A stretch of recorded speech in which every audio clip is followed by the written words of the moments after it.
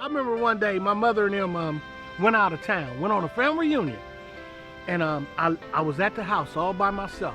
And see, being a drug addict, I smell money. I smell money. In this big old house that my mother had, you know, I realized it was about $700, and I found it. I tore the house up looking for it. And I found the $700. I went out and got high, and I done everything. I was still using, and he was in recovery, and he was serious about his recovery. Definitely. And I thought she was crazy because the only thing she done was talk. Oh, listen, you know, a lot of nerve. You know, and we ain't left each other since. The rest is history, yeah. I stayed real close to the fellowship of my recovery, and that was the key. She sent me to a workshop, and this person was talking, and I'll never forget that they talked something about, you know, the feeling that a child gets when they're awakened in the middle of the night with yelling and screaming. And I remember that because I would wake up and there would be yelling and screaming, and my heart would thump, and so I remember that a lot. As the years went by, it just progressed until I discovered crack. The stress of nursing someone with terminal cancer got to me, and so my crack use escalated as I was caretaking my dying mother. And then she passed away. And so there I was, you know, by myself with a crack habit and an inheritance. So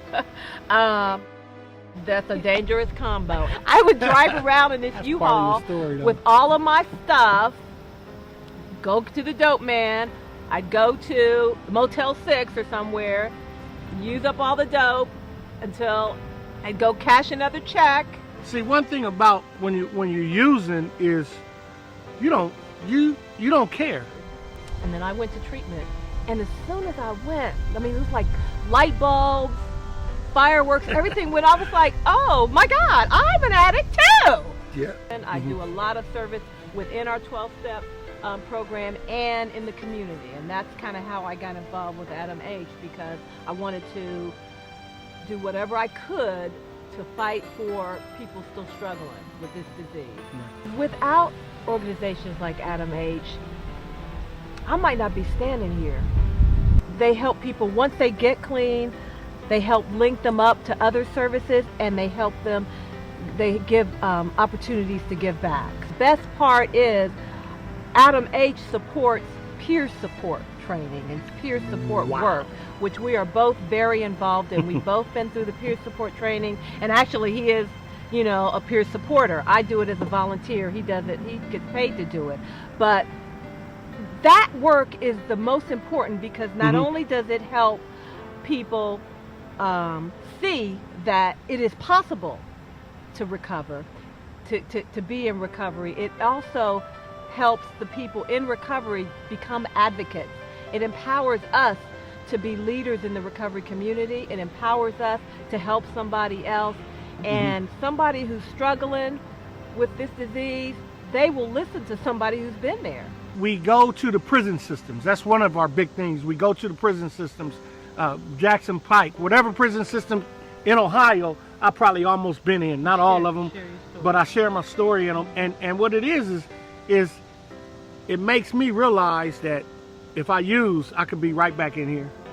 I take a meeting into the workhouse once a month, and I chose that service commitment because I spent 93 days in the workhouse in the middle of my using. Right. And it doesn't matter whether it's burglary or prostitution or whatever it is, 90% of them, and that's being conservative, I believe, have an issue with drugs or alcohol. You know, it's pervasive. We do recover, and we do pay taxes. We got jobs. We're responsible. We get our kids back. We get our families back. Today, I'm a father. Today, I'm a father. I'm an uncle. I'm a husband. I'm a brother to my brothers and sisters that they can depend on today.